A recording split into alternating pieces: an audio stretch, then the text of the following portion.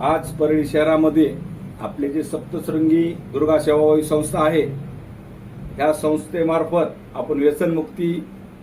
कार्यक्रम राबवत असतो आणि त्यातले त्यात आज दुधात साखर म्हणून आपल्या परळी शहरातील पत्रकार आरगुणे साहेब व नितीन ढाकणे यांनी पत्रकारितेमध्ये सर्वात पहिल्यांदा व्यसनमुक्तीवर आवाज उठवला आणि प्रत्यक्षात जागोजागी जाऊन त्याचे विश्लेषण करून परळीला जागृत करण्यासाठी पालकांना आवाहन केलंय आणि सर्वांनाच वडीलधाऱ्या माणसांना लक्ष ठेवायला त्यांनी जे पत्रकारितेतून जे सुचवलं आहे, सूचना दिल्या आहेत, त्या अतिशय मोलाच्या आहेत आणि असेच कार्य केल्यानंतर परळी आपली व्यसनमुक्त होईल, ह्यांना प्रेरणा मिळावी या उद्देशाने आपण सप्तशृंगी दुर्गा सेवाभावी संस्थेमार्फत आपण आरगुणे साहेब व नितीन ढाकणे साहेबांचा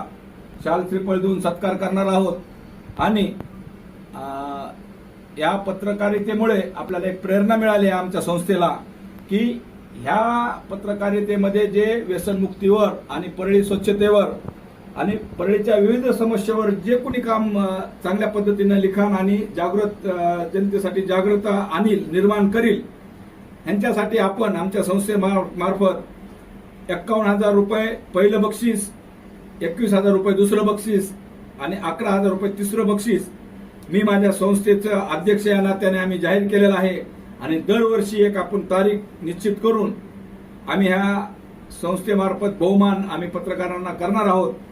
हीच विनंती आहे की त्यांनी इथून पुढच्या कार्यामध्ये जास्तीत जास्त लिखाण आणि जनजागृती करावी. एवढेच शुभेच्छा देतो आणि 2 शब्द संपवतो.